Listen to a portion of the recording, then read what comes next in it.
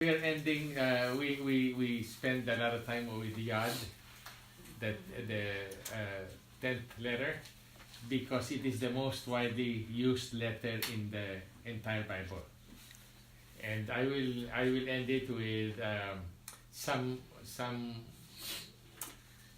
meanings of the number 10, which is represented by Yod, and then I will proceed to number 9. So, being the most used letter in the Bible, the 10th letter Yod, which represents God, is the 10th letter. Its numerical value is 10. Its pictograph pictograph is a hand. Alright, the pictograph meaning is a hand. Alright, I've shown you that already. It also means work, worship, and our deeds. Why is that? Why does it mean work, worship, and our deeds? Because our work is worship. Is that right? Yes. Amen. If we do the work that the Lord is asking us to do and we offer it up to the Lord, that is worship, right? Amen. Yes. We studied that a long time ago. Yes. So with the deeds. Now, it also means power. Why does it mean power? Because when you lift the hand and make it into a fist, there is power there. Is that right? Amen. Another meaning of number 10 is a congregation of God. Okay, a congregation. So if the congregation of the Lord is united, you see, as the Lord said, I do not need numbers when He chose Israel. He said, I don't need the number of people. You were the smallest nation. You were the fewest, but I chose you. Where does the power of the Lord really come? It's not in the number of people, but in how surrendered the people are in that group. Yes. It's a question of how much of the group does God have. Okay? Because the power of God can manifest only if the group is surrendered, not only individually but corporately. The more they are surrendered to God, the more unity they will have in the Spirit. Again, I will repeat. The more surrendered they are to the Lord, the greater the unity. And the greater the unity, the greater the power of the Lord. Is that right? Amen. So, I will give you some examples of the number 10. You have 10 commandments, alright? But the number 10 not only refers to the blessings of God, but it also refers to the judgment of the Lord. You have 10 plagues, Oh, yeah. alright? And the Lord said, if there were 10 righteous people in Sodom, I am not going to judge it. Alright? Joseph, Jacob, when he needed help, he sent 10 of his sons to Joseph to ask for help. Alright? The Nisan, alright, the Passover sacrifice, alright, is done on the 10th month of Nisan. Alright? And this also is reflected on the 10th day of Nisan, on the 10th day of the month Aviv, is when Jesus came into Jerusalem on a donkey. Alright? Israel rebelled 10 times in the wilderness and got judged for it. And there were 10 of the 12 spies that gave a bad report. And that was more than enough to judge the entire body of the Lord. 10 bad reports was more than enough. So you see, the number 10 is a congregation. It makes a whole, it can make a decision, all right, for the whole, for the whole group. Is that right? Amen. Okay, that ends our letter Yod, which is the most used letter in the Bible. And we are going to shift to the letter Tet, which is the least used letter in the Bible. So we are shifting from the most used letter to the least used letter.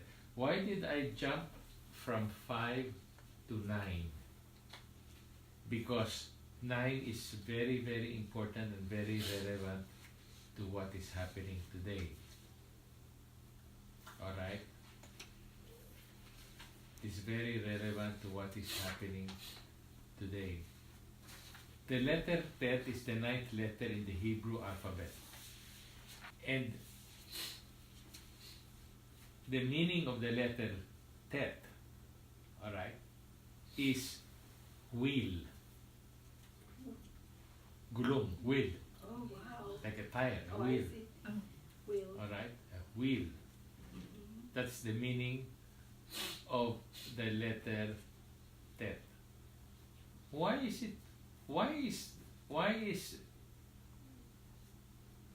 it mean a wheel? What is important about the wheel? You know, there is something about the Hebrew language. When people translate it from Hebrew to English or to any other language, normally the one translating will translate it, all right, in accordance with what he thinks it means. What he thinks it means. Now, many times, because it is limited to what he thinks, and normally it is in the logical, it is limited in terms of the revelation that the person who translates it. You see? If a person who reads it in the Hebrew has is given greater revelation by the Lord, then the translation will mean a much wider, it will have a much wider meaning. Is that right? Yes. Alright, like for instance, when I said Aleph Tav, why did they not translate it? Why did all the translators of the Bible not translate the Aleph Tav? Because there was no revelation. They thought it was just a sign, so they left it out. You see, that's what I'm trying to say. Or let's give another example. When he says that Joseph is a fruitful vine near a spring, all right?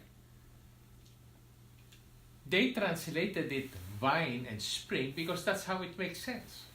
And that is correct. But there is a revelation meaning that the Lord gave me, because the word vine is the word ben, which means a son. So Joseph is a faithful son. And then located near a spring.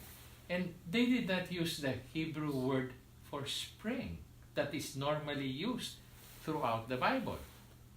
They used another word, which is not the normal word that is used for spring.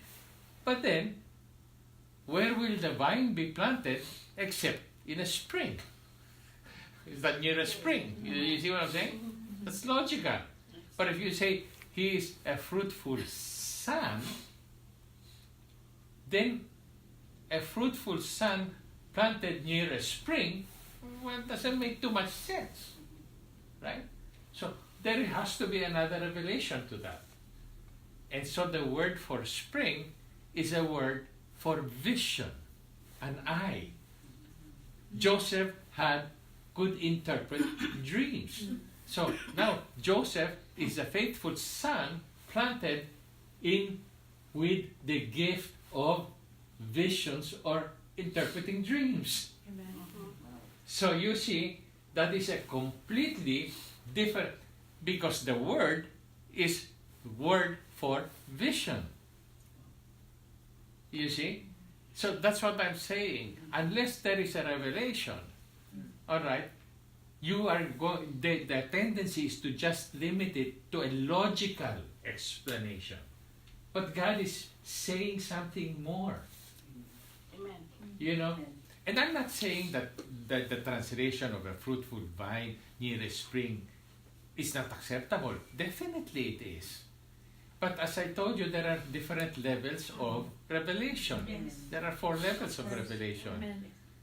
So you see, many times we miss out because of the translation. Yes. And not that the translation is wrong, it may be right, but it is limited Yes. normally to something that makes sense. Yes. All right? Like for instance, there is somebody who just spent 28 years. He's a Jew. He spent 28 years translating it from Hebrew to English. And he just released it now, and I was sent a copy of, not a copy of that, but a write up on it. And one of the examples he said was, he used the Hebrew word nefesh, and he's right. Nefesh that we use to translate for soul is also used nefesh if for the life of a plant. A plant has soul, or a dog has soul, okay, meaning to say the life. And then he takes a specific passage in Jonah and said, and it's also translated throat. Why throat? Because that's where the food comes in for life. Is that right? So he said, you know what? Translating it into a soul sometimes is not, I know, you translate it into just life, all right, or neck. Well, it would be very, very difficult to say, and God breathed into his nostrils the breath of life, putting the spirit and the body together, and he became a neck. Okay. Or it would make more sense to he came to life. Okay, that's more understandable. He came to life like a plant came to life, or I know. You see, but there has to be some revelation, all right? Because then you get something in the book of Ecclesiastes that when a person dies, all right, the body returns to the ground, all right, and the spirit goes back to God. So we know that people either go to heaven or hell, but it says the body goes to the ground, the spirit goes back to God. Well, what happens to the soul? All right, so you see, so then putting it all together, then you have to go like, there must be a soul, all right, that is judged, Amen. and that is where it goes. Amen. Because it cannot be the spirit, because the spirit goes back to God. Wow. It's the ruach. So you see what I'm saying, no? Yes. And that's why the Lord makes me go into really the Hebrew, because it is there that He gives me mighty revelations. Like for instance, why a wheel? All right, why is it a wheel? Why is the letter tet? Why does it mean a wheel? Because the Jews think of life different than how we Westerners, and I consider us Asians because we have Western education, we Westerners think. We think of life as a point in time, all right, from beginning to end, when we are born until we die. Well, they don't think that way. They think in terms of cycles. They think in terms of cycles. That's why, all right, you have the evening, morning, evening, morning. You have the year, spring, winter, spring, summer, all right, fall. You know, in terms of cycles. That's how they think of life, in terms of cycles. And you are going around in circles as you go up to heaven.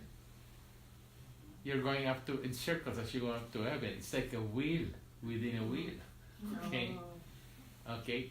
And this is, I was asking the Lord what it is, no? And that is how they think.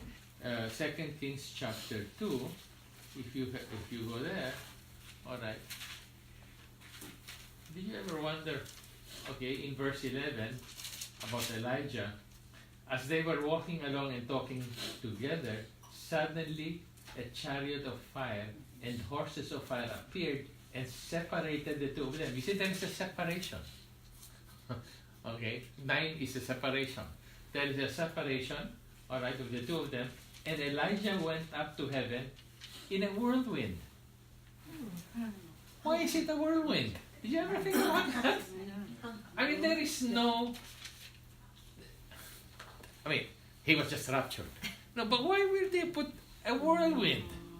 You see, so it's a spiraling, kind of spiraling up, so to speak. So that reveals more or less, gives an idea, all right, of how they think, you know, so that we can expand and take a look as we continue. We'll see if it is true or not, okay? Okay, the Hebrew letter T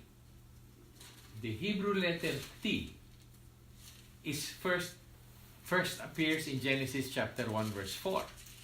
Now, we know that whenever a word or a letter first appears in the Bible, there is a significant meaning. Okay, let me give an example.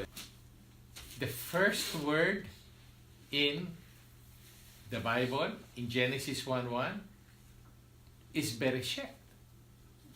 Bereshit, all right? With the letter B. Well, that letter B is the first time it appears in the Bible. And it is not written the normal way it is written throughout the Bible, that letter. Throughout that Bible, it has only one crownlet or one tagin. But here, it has 4 tagins. So there is a special meaning attached to it because it is the first. So God is emphasizing the first letter of the first word in the Bible has a special meaning because it's written differently. Or when I gave you the example, all right, about the yad, when Moses prayed, he had a double yad because he was the most humble guy, and that showed in the power of prayer. So you see that there are these things here that when we read the English, we don't understand, we don't realize. Yeah. You see? So here, the letter Tet first appears here in Genesis chapter 1 verse 4. God saw that the light was good and He separated the light from darkness. Now you may not appreciate this, but you see, the word, the letter T appears in good. Meaning, because the Hebrew word for good is tov. All right, so that's the first time it appears. Okay, here. But as I already mentioned to you, there is a meaning in that verse that says, "And He separated light from darkness." Immediately, where the letter T appears, there is a separation. All right, there is a separation. All right, and we're going to get more into that. All right, why there is a separation. But you may not be interested in this, but I am very interested in this because I did not purposely look for it, but the Lord showed it to me that in this particular verse, chapter 4, and God saw, in Hebrew, this is the way it's written, and God saw that the light was good. That's the way it's written in Hebrew. And God saw that the light was good. You may not be interested in that, okay? But God revealed something to me. I was not looking for it. But you see, I'll tell you something about the name, about the number 47. 47 was when there was when Israel was declared to be restored. They were given the land in 48, but the directive to give the land was on November 29 or 30, 1947. All right? 1947 was then they found the Dead Sea Scrolls. Yes. The Dead Sea Scrolls was the most important finding that supported the Bible. It was found in 1947. In 1947, the CIA was formed. In 1947, there was a Roswell account, all right, where the UFO was first announced worldwide, and they were able to capture an alien and a spacecraft in that Roswell. It all happened 1947. All right, so there was something special about 1947 that happened. When I say the CIA and the UFO were both in 1947, you're talking here about the one world government. The CIA is very, very critical in that, and so is the UFO. All right, the UFO is something that the one world government is using and keeping to itself. All right. So, but I wasn't looking for this. Like, oh, is this 47? No, the Lord just gave it to me. He said, because the letter Tet, okay, is a letter that has a dual meaning, and we're going to go into that. It is so important to understand that it has a dual meaning, and even the way it is written in Hebrew, it has a dual meaning, and as we will see, you see. So that's the two. The letter Tet has a dual meaning all over the Bible. That's critical. That's why when he says good, there is immediately a separation of good and evil. You know, this separation of good and evil, I want to share this a little bit, if you will just allow me. All right. The letter Tet, as I said, has a dual meaning. It can mean good or evil. Okay. So there is a separation. Actually, it means good. Okay. But there is a separation right away. It means good. Okay. But there's a separation. Okay. And let me give you the separation. Okay. Matthew chapter 13, verse 24 says, the kingdom of heaven. So he's talking about the kingdom of heaven. It's like a man who sowed good seed in his field. But while everyone was sleeping, his enemy came and sowed weeds among the wheat and went away. When the weeds sprouted and formed heads, then the weeds also appeared. The owner's servants came to him and said, Sir, didn't you sow good seed in your field? Where then did the weeds come from? An enemy did this, he replied. The servants asked him, do you want us to go and pull them up? No, he answered, because while you are pulling the weeds, you may root up the wheat with them. Let them grow together until the harvest. At that time, I will tell the harvesters, first collect the weeds and tie them in bundles to be burned, and then gather the wheat and bring them into the barn. And then he explained it in verse 37. All right, he said, the one who sowed the good seed is the Son of Man. The field is the world. The good seed stands for the sons of the kingdom. The weeds are the sons of the evil. And the enemy who sows them is the devil. The harvest is the end of the age. And the harvesters are angels. We are now in that time of harvest where there is a separation of good from evil. All right? As the weeds are pulled up and burned in the fire, so it will be at the end of the age. There we are there. The Son of Man will send out his angels, and they will weed out of his kingdom everything that causes sin and all who do evil. They will throw them into the fiery furnace where there will be weeping and gnashing of teeth. Then the righteous will shine like the sun in the kingdom of the Father. He who has ears, let him hear. So now we are seeing the revelation of the number 10 in the separation, which is at the end of the age. So Matthew chapter 3, verse 12. All right. John the Baptist says, the winnowing fork in the hand of Jesus. He will clear his threshing floor, gathering his wheat into the barn, and burning up the chaff with unquenchable fire. Again, there is a time of separating the wheat and the chaff. And finally, I can take you into a third passage, Matthew 25, all right, verse 31. Not only is he talking about individuals, but in verse 31, he starts talking about nations. He said, when the Son of Man comes in his glory and all his angels with him, he will sit on his throne in the heavenly glory. all the nations will be gathered before him, and he will separate the people one from another as a shepherd separates the sheep from the goats. He will put the sheep on his right hand and the goats on his left. It is the end time that there will be a separation. So even at the beginning, Genesis 1:4, he's talking already about the end times. So it's a very powerful. This letter Tet. You know, this letter Tet, which represents number 9, it's going to blow your mind when I start getting deeper into the number. It's a magical number. Wow. Praise God, Pastor. Which will blow your mind. Well, I may not be able to get into it now, but, alright, Tet has positive connotations of goodness. Nonetheless, as with many things in the spiritual realm, there is a certain duality associated with this Hebrew letter. While the first letter of the Hebrew word purity begins with Tet, it is also the first letter in the Hebrew word for impurity. Alright?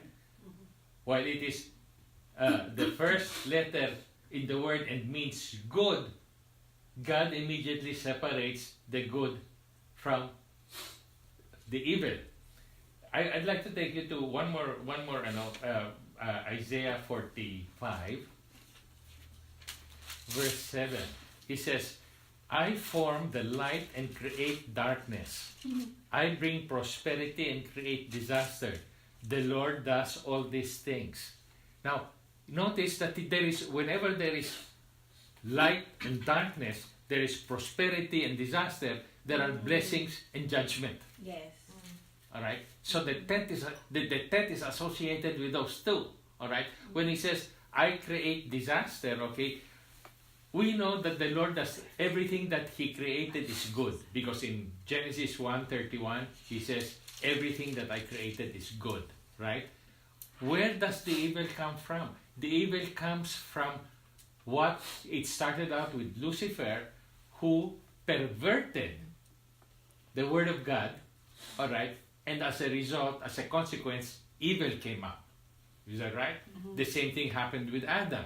When Adam disobeyed the Lord, evil came out. So God did not create evil, man perverted it in his free will, or Satan perverted it. Is that clear? All right. I already told you that the Lord gave me 47. That may not mean much to you, but and God saw that the light was good. The word for truth in Hebrew is emet. All right. And the word emet is composed of 3 letters. The first letter of the alphabet, Aleph. The last letter of the Hebrew alphabet, Tav, and the middle letter of the Hebrew alphabet, which is Mem.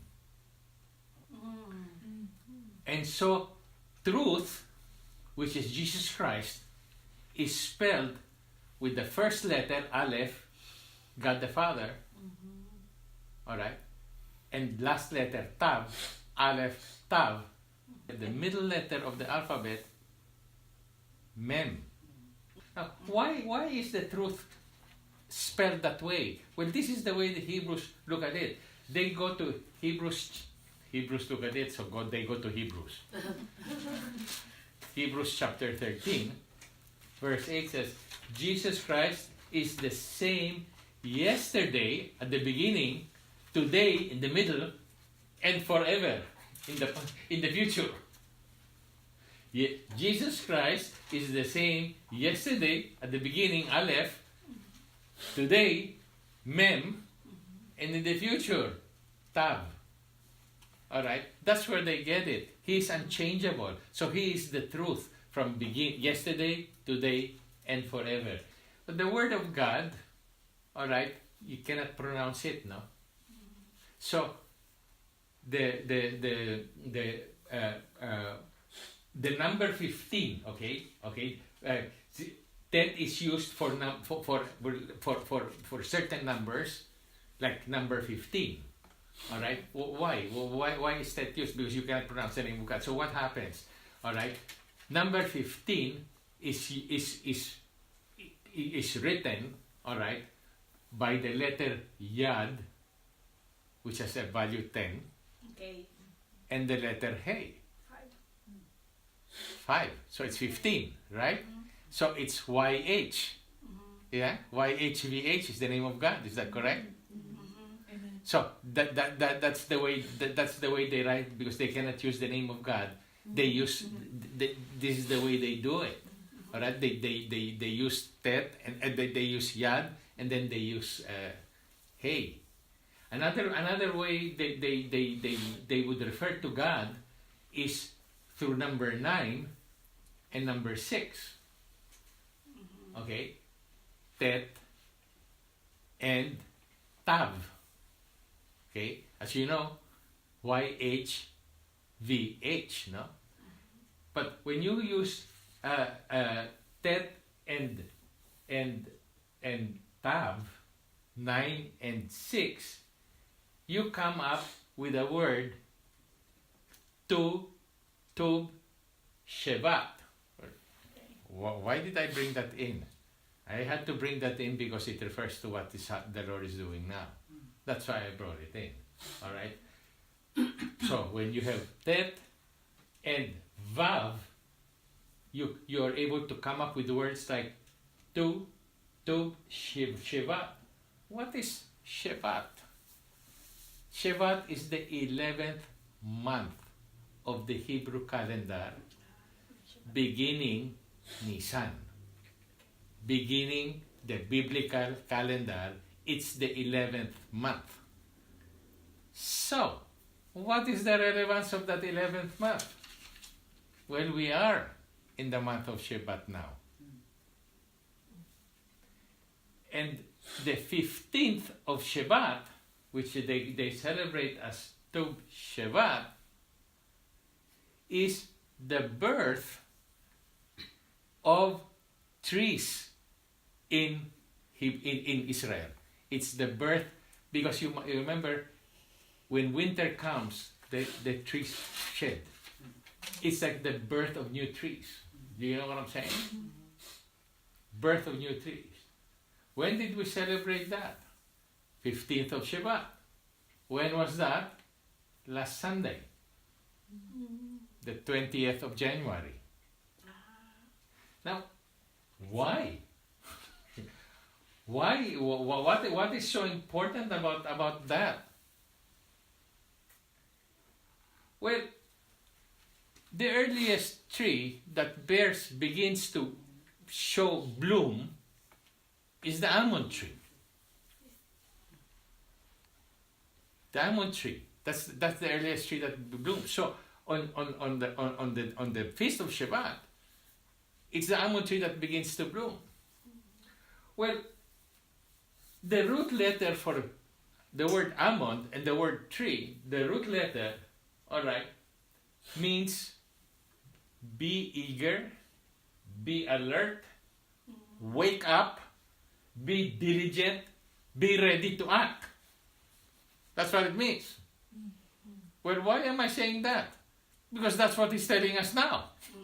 He's telling us, wake up. Amen. All right, you're entering a new season.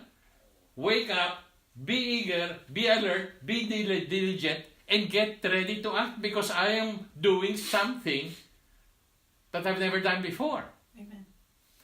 And I guess Jeremiah understood this.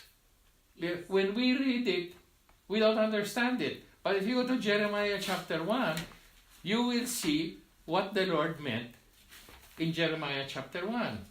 And since he was, I'm sure if he read this in English, he would not have understood. But since it was spoken to him in Hebrew, he knew exactly what to expect. Verse 11, the word of the Lord came to me. What do you see, Jeremiah? I see the branch of an almond tree. What he's saying is, yeah, okay, I have to be alert. I have to wake up. I have to be ready to act. And then he says, the Lord said to me, you have seen correctly. For I am watching to see that my word is fulfilled very soon. That's the meaning of that. My word is fulfilled very soon. Be ready to act. Wow. And he conveyed this. It's not conveyed, cannot be conveyed. Like, what does almond tree have to do? Yeah. Okay, but the Lord conveyed it through an almond tree. Wow. What do you see? Yeah. Well, I see an almond tree. Well, he understood what the almond tree meant in the Jewish word and the Jewish custom. Yeah. I mean, Yeah. it's a new season, and I'm supposed to be wake up and be ready to act. It says, be ready to act because you have seen correctly. For I am watching that what I promised is going to be fulfilled soon. The word of the Lord came to me again. What do you see? I see a boiling pot tilting away from the north. I answered. The Lord said to me, from the north, disaster will be poured out on all who live in the land. So he was telling him already, like, get ready, wake up, be ready to act. But it was conveyed in that manner. Wow. Wow. You see, but if we read it in English Yes. and do not understand what it meant, Yes. it would not be so. It's very sharp. But I'll give you another example in the book of Song of Songs, chapter 2, starting with verse 10. My lover, which means Jesus, spoke and said to me, arise, my darling, my beautiful one, and come with me. See, the winter is past. Talking about just the same thing as the season we're in. The winter is past, the rains are over and gone, flowers appear on the earth. You see, these are the almond tree bearing flowers. Flowers appear on the earth. The season of singing has come. The cooing of doves is heard in our land. And verse 13, 2:13 says, the fig tree forms its early fruit. The blossoming vines spread their fragrance. Arise, come, my darling, my beautiful one, come with me. It's time to arise and move and be ready to act.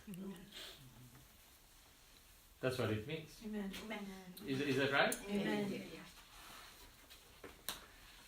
Okay, so we're in that season of Tov Shabbat.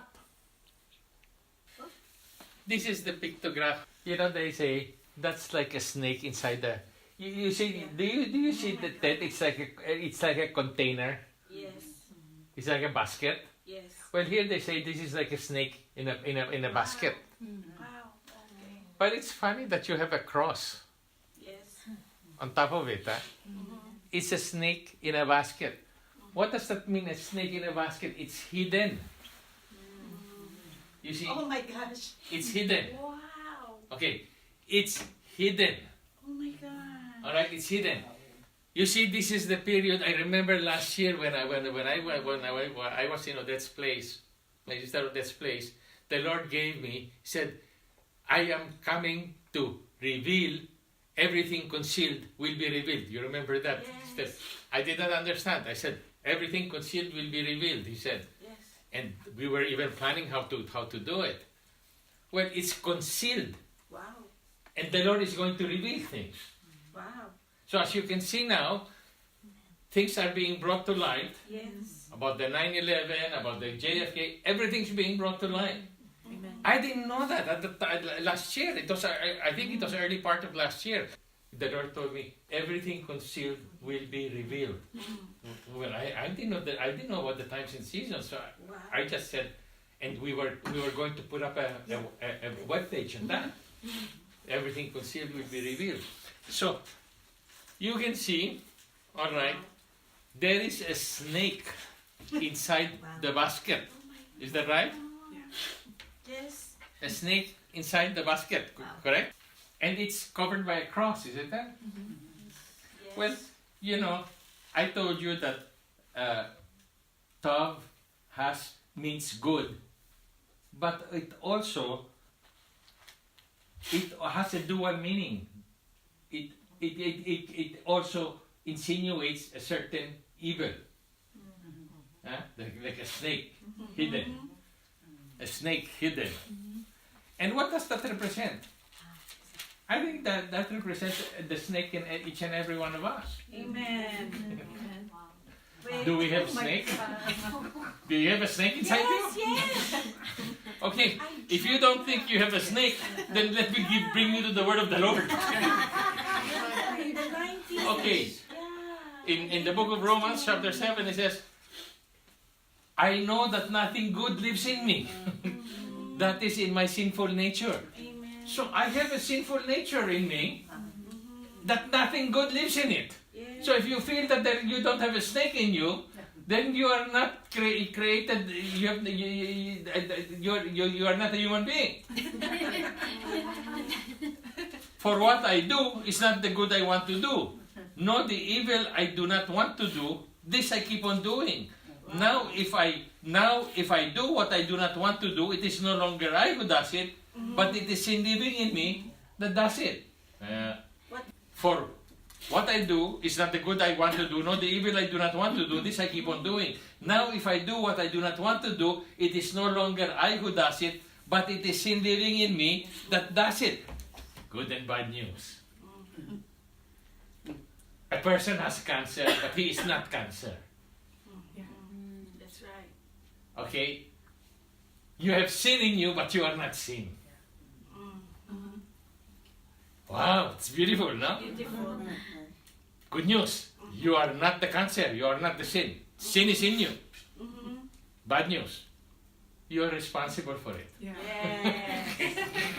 You cannot say, well, I wasn't the one who did it. Who did it? It was sin in me. Yes. No, you're responsible for it. Good news and bad news, okay? Wow. It is Awesome. That's so why dual meaning.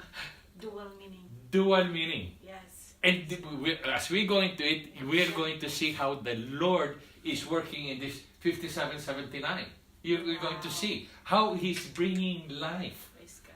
out of death. Amen. You see, wow, you know, it's fantastic. You see, we are living. I said this when I was a newborn again. I was giving the word. I said, we are all operating in this world upside down. Wow. I said that when it was I know. Yes. We, you know, and this is reflective of how we were born. When a child is born, you see, a child starts forming in the womb, but when he's about to be born, he goes upside down and his head goes down. He is born upside down. Is that right? That's right. Yes, we are born upside down, but sadly, we continue to live upside down. What do I mean to say by living upside down? It's supposed to be the spirit controlling the soul, controlling the body. But until we met the Lord, it was the body controlling the soul, controlling the spirit. And you can see that in drugs. You can see that in the weakness of the flesh. You know, and so people get born again, and you'd think they would change, but many still continue the body, the soul, and the spirit. But the others no. Many go the soul, all right, the soul, the spirit, and the body. Wow. They are soulish Christians. They are run by their own independent thinking. You see, that's why there is a form of godliness without the power thereof. So we are really, most Christians are living inverted lives. And God wants to set us right side up, where the Spirit now, okay? So He says, and I continue, He says, so I find this law at work. You know, it's a law. This work. What is the law? The law is that every time I want to do good, evil is there right with me to try and stop me. Automatically. It is a law. It is like, I would explain it in my Bible studies. It's like the law of gravity. Can you imagine if you go like, maybe the law of gravity is not going to apply now. Well, if you don't think the law of gravity is going to apply, jump off at 100-story building and see if maybe that time the law of gravity will be suspended. He says here, it is a law. Every time. He says, when I want to do good, Evil is right there with me. All the time. It's a law. It's a law all the time. Okay. To show you how the law works. Alright? You see this? Can you try to carry it? Extend it like that. Oh, very good. Oh, gosh. That's so good. Look. Oh. Is it light? Is it light? Oh. Okay, now look at this. Do I am having difficulty? No, I can smile, see? Now, if I stay like this for 1 week, do you think I will laugh? Why? Because I am exerting my human effort. Wow. The law of gravity is constant. Wow. It's not getting tired. Yes. The law of sin is constant. It doesn't get tired. That's true. Okay? Wow. When you are tired, you better rest. Okay? Wow. You better rest when you're tired, because the law of gravity is going to pull you down, man. Yes. Wow. You better rest when you're tired. You better know when to rest. Okay? Or the enemy is just going to eat you up alive. Wow. This is the Bible study I've been giving since I was a brand new pastor. I go like, oh, yeah, I can handle it. You're doing it in the power of your flesh. Yes. Amen. The law of gravity is constant. The power of Satan is constant. Yes. The power in your flesh is constant. It's not giving up. So, what is the solution? What is the solution? Well, let me continue reading. Alright? When I want to do good, evil is right there with me. For in my inner being, I delight in God's law. But I see another law at work in the members of my body, waging war against the law of my mind and making me a prisoner of the law of sin. It's a law. It's the law of gravity. I'm a prisoner. I'm a prisoner to the law of gravity, man. You understand what I'm saying? I can't get out of that law. Yes. Just like you can't get out of the law of sin. Wow. It's constantly applied there. Wow. Okay? Okay? Making me a prisoner of the law of sin at work within my members. Wow. And he says, what a wretched man I am. Wow. What a wretch I am. Who will rescue me from this body of death? What the law of sin is constantly at work in me. Whether I sleep or wake, it's constantly at work in me. Sometimes I may be strong. Sometimes, most of the times I will be weak. Who will rescue me from this body of death? Thanks be to God Amen. through our Lord Jesus Christ. It is only in the power of the Lord. Until we tap into that power and remain tapped into the power and know how to remain tapped into the power. I'm telling you, you have to learn the secret of remaining tapped into that power. Because the law is constant. Gravity is not getting tired of pulling you down. Every time, whether you're asleep or you're walking or whatever you're doing, the law of gravity is working to bring you down. Wow. Amen. That's why old people, the young people are that, the old people are going, why? The law of gravity. Yeah. The law of gravity. You see? The law of gravity. It's pulling you down. As you weaken, the law of gravity is overcoming you. Well, that's not only in the physical. The law of sin. Wow. So you have to know how to stay tapped. Yes. So don't come up and say, oh, I thought I have overcome that already. Oh no. No. I thought I got delivered from that. Yes, you may have gotten delivered from that power, but that power is constantly at work in you. Wow. It's just that the power of the Lord is stronger because you've learned how to tap into it. Yes.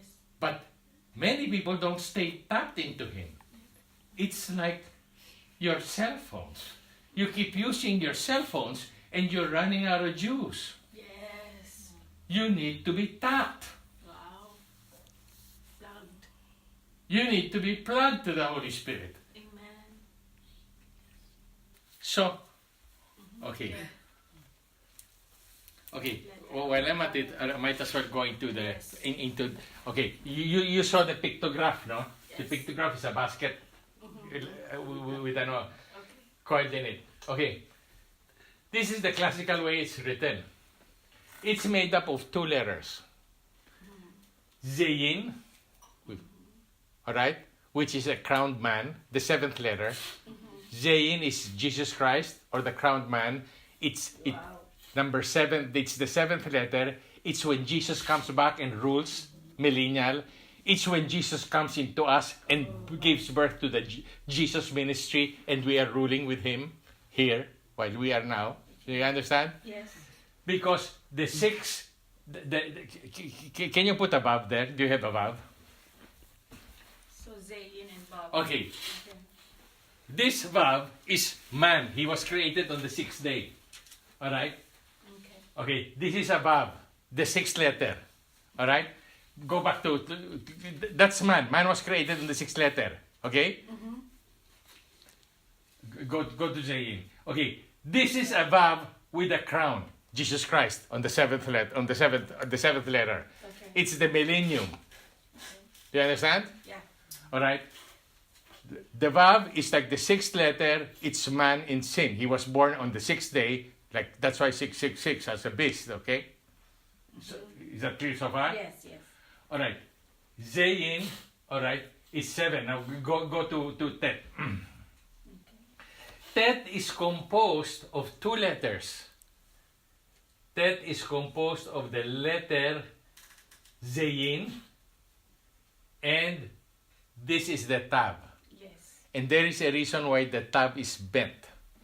All right, I will not go into that now. That is the letter Vav, I'm sorry. Wow. Yeah, That's the letter Vav that I showed you earlier. Right. But the letter Vav was straight, right? Yes. This one is bent. Uh-huh. All right? Okay, I might as well explain to you now. The reason it is bent, the Vav is bent. All right?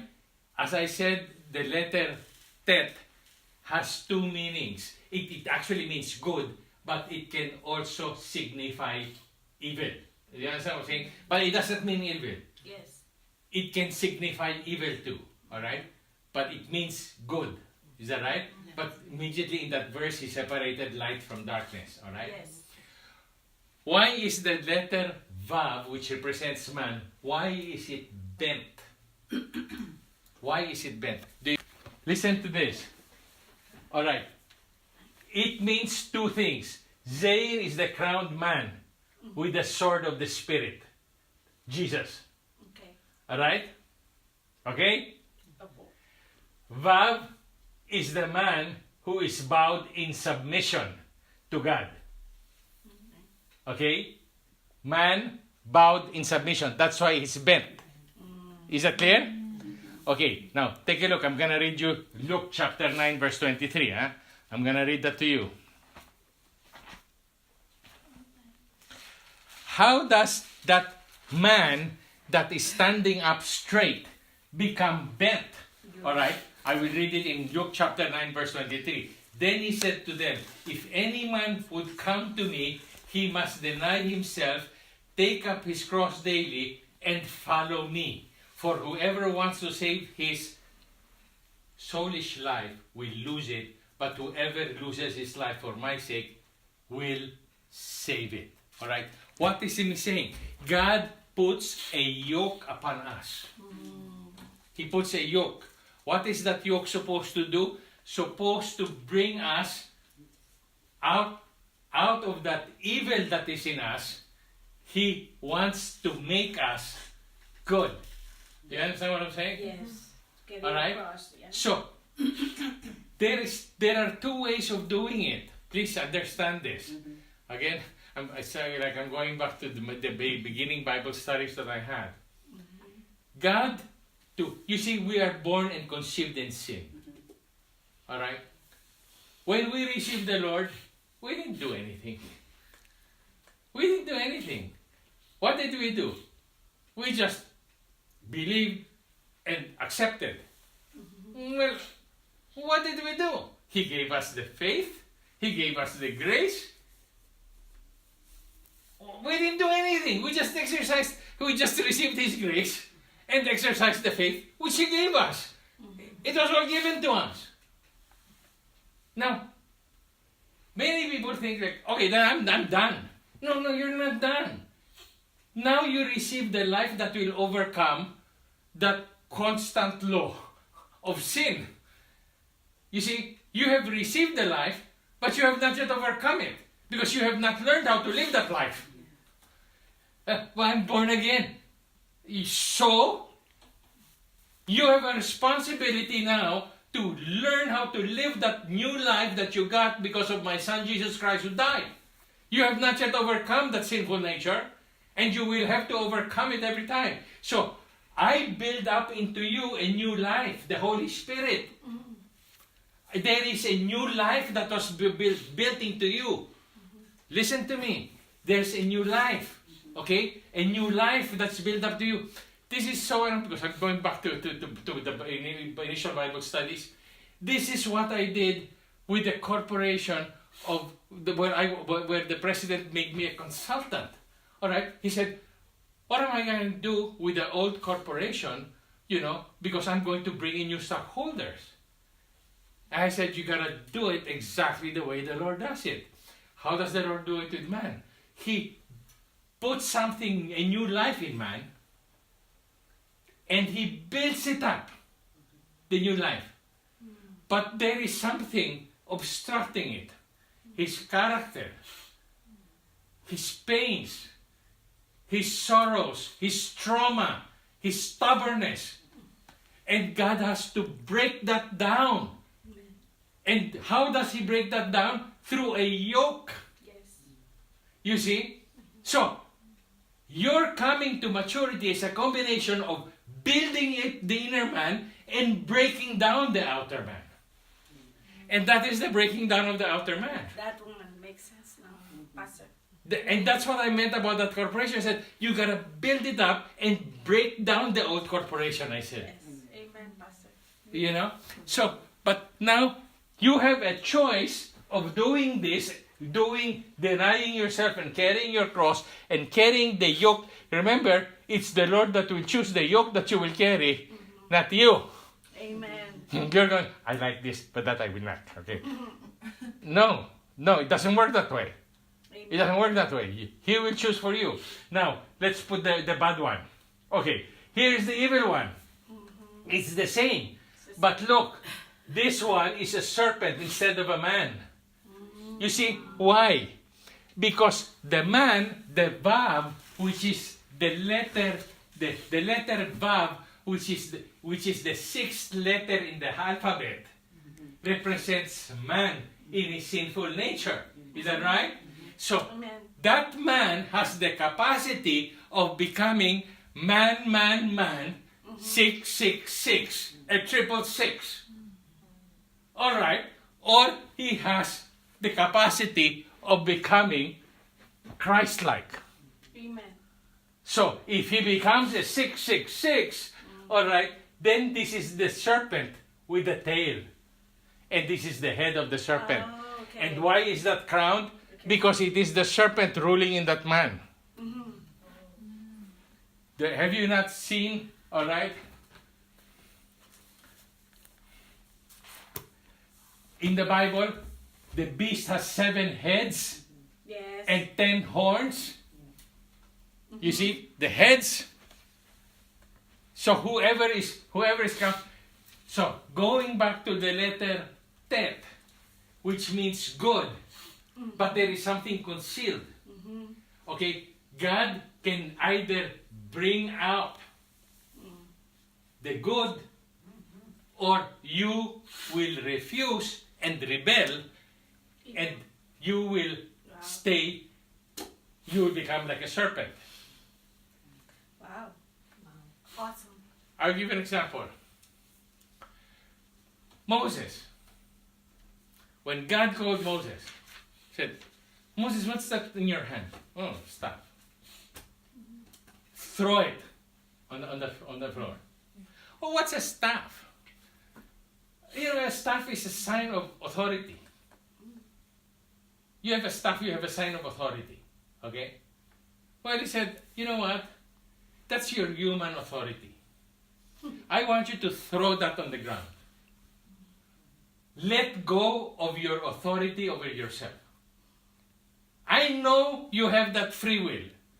And you can choose to continue to exercise your free will or continue to surrender to me. Now, you can hold on to that staff or you can throw it. Let go of the authority over your life. Wow. And when he let go of the authority of the life, it gave a snake. A snake Wow. that could eat the snakes of those assistants of Pharaoh. It was an authority and a power. It became a supernatural authority of God. Yes. Amen. All right, that overcame the natural authorities of the magicians of the Pharaoh. You see why? Because he let go of his human authority, and the authority of God overcame the authority of the Egyptian magicians. But when he took it up again, all right, and he used it in anger to strike the rock, That's it. he was exercising his human authority. And he got disciplined for that. Amen. You see? So, whatever authority you feel, God is so good to us. If you want to keep your authority over yourself, that's fine with me. But it's not going to be fine with you. Wow. And there is going to be a day of reckoning. Yes. There's going to be a day of reckoning. It cannot be. You know, there was a day of reckoning with Moses, man. Amen. There was a day of reckoning with Moses. You have to throw the authority over your life and surrender it to me. Luke chapter 9, verse 23. Whoever wants to save his life will lose it. So, again, it's a dual letter. You can end up being in submission to the Lord, Yes.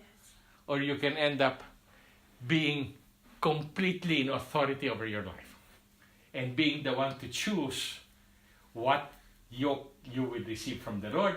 Oh, Lord, that's okay. I'll carry that. Oh, no, not that one, Lord. You know. Anyway, you know, and we cannot compensate for that, saying that I'm going to carry more here, but to make up for the ones I don't want to carry. It doesn't work that way. I mean, you know, in the world, we do that. Like, okay, you know what? You know, I may not be able to go, but I'll give you money, okay? Yeah, that compensates for it, okay? But the Lord, it doesn't compensate that way. But the Lord's like, no, I'm asking you to do this. You know, don't try to overcompensate or something else. No, it doesn't work that way. Amen. Praise the name of the Lord.